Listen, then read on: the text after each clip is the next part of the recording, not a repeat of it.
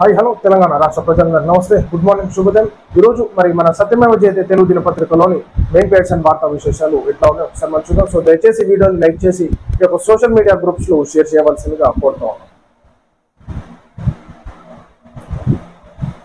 Nallamala declaration. Telangana రాష్ట్ర ప్రభుత్వం ముఖ్యమంత్రి రేవంత్ రెడ్డి సోమవారం నల్లమల పర్యటన సందర్భంగా ఇంద్ర సౌరగిరి జల వికాసం పథకం నల్లమల డిక్లరేషన్ ప్రకటించారు. రాష్ట్రంలోని 2,30,735 మంది షెడ్యూల్డ్ ట్రైబ్స్ కు 6.65 లక్షల ఎకరాల భూములను ROFR చట్టం 2006 కింద గిరిజనుల అభివృద్ధికి ఈ నల్లమల డిక్లరేషన్ ఉపయోగపడనుంది. పోడు భూముల సమస్యలను పరిష్కరిస్తూ వారు సాగు చేసుకుంటున్న స్థానంలోనే ఇంద్ర సౌరగిరి జల వికాస పథకం కింద 100% సబ్సిడీపై గిరిజన రైతులకు ఈ పథకం కింద భూముల రెగ్యులరైజేషన్, సోలార్ పంప్ సెట్లు, బోర్ బావుల తవ్వకం, డ్రిప్ ఇరిగేషన్, స్ప్రింక్లర్లను అందించనున్నారు. ఇందులోనే ఉద్యానవన శాఖ ఆధ్వర్యంలో పండ్ల తోటల పెంపకాన్ని చేపట్టనున్నారు అన్నట్టు మనం చూసుకోవచ్చు. ఏదైతే ఈనాడు వారికి ఆ గిరిజనులకి ఏదైతే సంవత్సరాల కొద్దీ ఈనాడు వారికి ఒక పత్రం లేకుండా, ఏ ఆధారం లేకుండా ఉండడం జరిగింది. కాబట్టి ఏదైతే 2006 ROFR చట్టం కింద ఈనాడు గిరిజనులకు ఉన్నటువంటి దాన్ని రెగ్యులరైజేషన్ చేయడం జరిగింది. కాబట్టి ఈనాడు వారు కూడా గిరిజనులు, పోడు భూముల రైతులు సంతోషాన్ని వ్యక్తం చేయడం జరిగింది. సో వారికి సోలార్ విద్యుత్ పంపులను, అదేవిధంగా ఇతర డ్రిప్ ఇరిగేషన్ ఫెసిలిటీస్ ని ఈనాడు ముఖ్యమంత్రి గారు ఇవ్వడం చాలా సంతోషంగా ఉంది. సో సీతక్క గారు దానికి చాలా కృషి చేయడం జరిగింది. సో ఎందుకంటే ఈనాడు ఆ గిరిజన ప్రాంతాలలో, కొండ ప్రాంతాలలో ఆ యొక్క గుట్టలను, రాళ్లను చదును చేసుకొని దాన్ని మరి పొలం భూములుగా, వ్యవసాయ భూములుగా మార్చుకున్నటువంటి పోడు రైతులకి సో ఈనాడు శుభసూచకంగా మనం భావించుకోవచ్చు. ఇది 10 అంశాలతో కూడిన డిక్లరేషన్ సోమవారం బహిరంగ సభలో ప్రకటించారు. 2.10 లక్షల మంది ఎస్టీ రైతులకు గాను 6 లక్షల ఎకరాలకు అభివృద్ధి చేయడానికి 12,600 కోట్ల రూపాయలను ప్రభుత్వం కేటాయించనుంది. 2025-26 సంవత్సరంలో 10,000 మంది రైతులకు 27,184 ఎకరాలకు గాను 600 కోట్లను ఖర్చు చేయనుంది. ఇదే విధానం ద్వారా ప్రతి ఏడాది లబ్ధిదారులను పెంచుతూ 2029-30 నాటికి ఈ నిధులను పూర్తి స్థాయిలో వినియోగించి గిరిజనుల అభివృద్ధికి వినియోగించనున్నారు. ఈ పథకం ద్వారా గిరిజనులకు ఇందిరమ్మ హౌసింగ్ స్కీమ్ ద్వారా ఈ పథకంలో లబ్ధి పొందే రైతులకు ఇళ్లను కేటాయించనున్నారు. ఇదే విధంగా వారికి ఆర్థిక చేయూత అందించే విధంగా 1 లక్ష ఎస్టీల నిరుద్యోగ యువతకు సబ్సిడీపై 1,000 కోట్ల రూపాయలను స్వయం ఉపాధి కోసం రాజీవ్ యువ వికాసం పథకం కింద వినియోగించనున్నారు. సో ఇదైతే మనం చూసుకోవచ్చు. నల్లమల డిక్లరేషన్ లో భాగంగా ఈనాడు పోడు రైతులకు మంచి సంతోషదగ్గ విషయంగా ఈనాడు పోడు రైతుల గురించి ఆలోచించడం కూడా మనం సంతోషించదగ్గ విషయం. ఆ రైతుల గురించి ఆలోచించడం. 3 తరాలపై అక్రమ విద్యుత్ కనెక్షన్లు, మృత్యు పాటు 3 తరాలను మింగేసి అగ్ని ప్రమాదం అన్నట్టు చూసుకోవచ్చు. వాస్తవానికి ఆ కుటుంబంలో 3 తరాలు ఉన్నటువంటి వంశస్థులే మొత్తం చనిపోవడం జరిగింది. కాబట్టి చాలా బాధాకరం. వంశం లేకుండానే అయిపోయింది అన్నట్టుగా మనం చూసుకోవచ్చు. సో చాలా బాధాకరమైనటువంటి సిచ్యువేషన్ గా మనం భావించుకోవచ్చు. సో ఈనాడు ఈ సంఘటన వల్ల ఉన్నటువంటి వేరే ఇతరులు ఎవరైనా ఉంటే కానీ ఖచ్చితంగా దీన్ని ఒక ఎగ్జాంపుల్ గా తీసుకోవాలి. ఉన్నటువంటి ఎలక్ట్రిక్ సమస్యలు కానీ, అదేవిధంగా చాలా ఏళ్ళుగా తరబడి ఉన్నటువంటి ఆ కరెంటు వైర్స్ కానీ సరి చేసుకొని జాగ్రత్త పడాల్సిందిగా కోరుతా ఉన్నాను. హైదరాబాద్ పాత బస్తీలోని గుల్జర్ హౌస్ ప్రాంతంలో సంభవించిన ఘోర అగ్ని ప్రమాదం మృత్యు పాశాన్ని మోసుకొచ్చింది. ఈ ఘటనపై పోలీసులు, ఫైర్ సిబ్బంది ప్రాథమికంగా చేసిన దర్యాప్తులో ఓ కీలక విషయాన్ని బయటపెట్టింది. ఆ విషాదానికి మూలం అక్రమ కరెంట్ కనెక్షన్ ఉన్నదన్నట్టు అధికారులు అనుమానిస్తున్నారు. ప్రభావిత భవనానికి ఎదురుగా ఉన్న నగల దుకాణం రాత్రి మూతపడి అనంతరం అక్కడ కొన్ని కుటుంబాలు హైటెన్షన్ వైర్ నుంచి కరెంట్ ను కుక్కల ద్వారా అక్రమంగా వినియోగిస్తున్నట్లు సమాచారం. ఈ అక్రమ లైన్ ను ఉపయోగిస్తూ బాధిత కుటుంబం ఇంటి కరెంట్ మీటర్ పై ఎక్కువ లోడ్ పడినట్లు తెలుస్తోంది.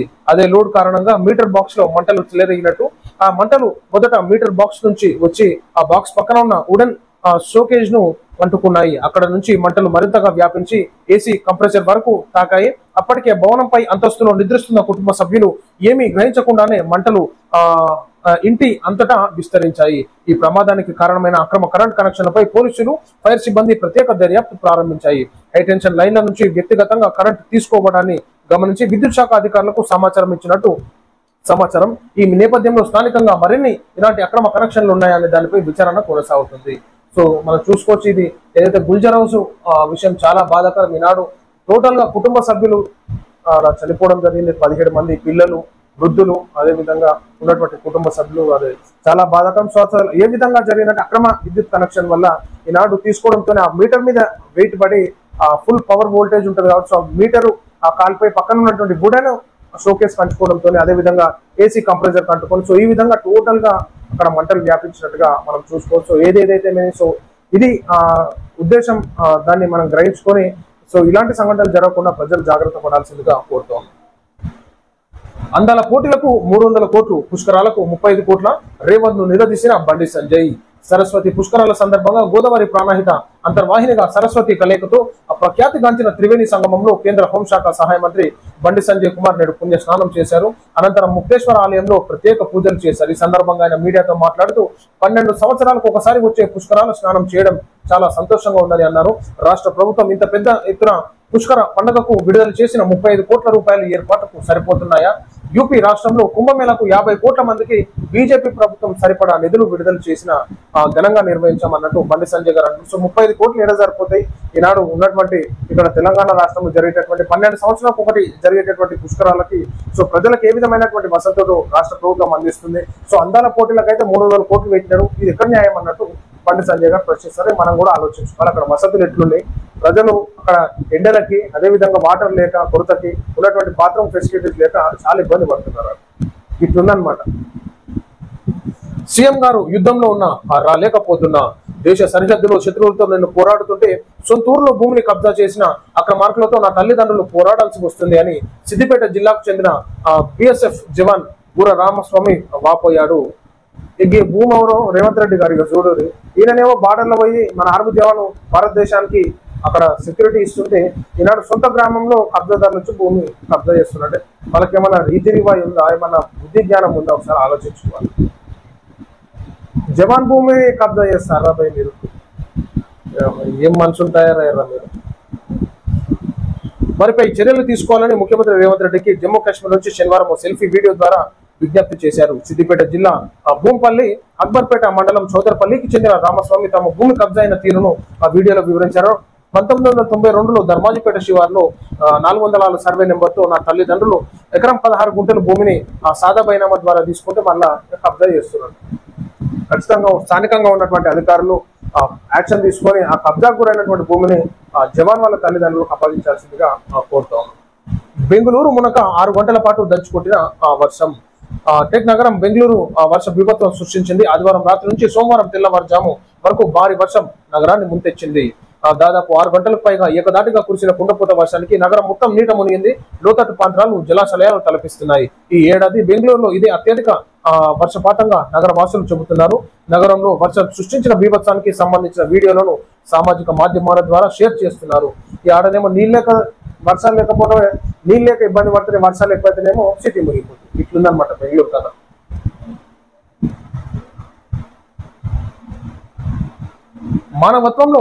మానవత్వంతో స్పందించండి, నష్టపరిహారం పెంచండి. రేవంత్ కు కేటీఆర్ హితవు. అగ్ని ప్రమాద బాధితులకు అండగా ఉంటాం. BRS working president KTR. క్షతగాత్రులకు ఓదార్పు. సంఘటనపై ఆరా. మృతుల కుటుంబాలకు 25 లక్షలు ఇవ్వాలని డిమాండ్. కుటుంబాలు ఏడున్నారు కేటీఆర్ గారు? ఉన్న కుటుంబం అంతా ఇదైపోయింది కరెంట్కి.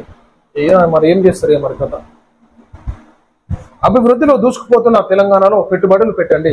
రష్యా కాన్సుల్ జనరల్ వాలెర్ కొర్జావేవ్ తో ఉప ముఖ్యమంత్రి బట్టి విక్రమార్క వెళ్ళది. ప్రజాభవన్ ఉప ముఖ్యమంత్రి బట్టి విక్రమార్కను మర్యాదపూర్వకంగా కలిసిన రష్యా కాన్సుల్ జనరల్ వలేరీ కొర్జాయేవ్ అన్నట్టు మనం చూసుకోవచ్చు. కలిసినట్టు 12 మంది పాక్ ఏజెంట్ల అరెస్ట్. దేశంలో ఇప్పటికీ దాదాపు డజన్కు పైగా రహస్య ఏజెంట్లు వివిధ ప్రాంతాలలో పట్టుబడ్డారు. పాకిస్తాన్ కు కీలక సైనిక రహస్య సమాచారం చేరవేతలు అభియోగాలతో ఇంటెలిజెన్స్ వర్గాలు నిఘాలో పట్టుబడ్డ దారిలో ప్రైవేటర్ యూట్యూబర్ జ్యోతి ఇతరులు అనేకులు ఇప్పటి వరకు అరెస్ట్ అయ్యి ఇంటరాగేషన్లను ఎదుర్కొంటున్నారు. పాకిస్తాన్ ఇరుగు పొరుగు రాష్ట్రాల్లో పంజాబ్, హర్యానా, ఉత్తరప్రదేశ్లకు చెందిన వారే ఈ పట్టుబడ్డ వారిలో ఉన్నారని అధికారిక ప్రకటనలతో వెల్లడైంది. పహల్గా ఉగ్రదాడి తర్వాత ఆపరేషన్ సింధూర్ దశలో ఇంటెలిజెన్స్ వర్గాలు నిఘాలో చూడు సీక్రెట్ ఏజెంట్లు అనమాట. ఇక్కడ ఏం జరుగుతుంది ఏమైతుంది అని చెప్పేసి అక్కడ పాకిస్తాన్ వాళ్ళకి ఇన్ఫర్మేషన్ ఇస్తుంటారు అనమాట. ఇట్లా తయారయ్యారు. సో ఇక ఇది ప్రజలారా మనం చూస్తాను. ఈరోజు మన సత్యమేవ జయతే తెలుగు దినపత్రికలోని మెయిన్ పేర్షన్ వార్తా విశేషాలు. అందరికీ నమస్తే.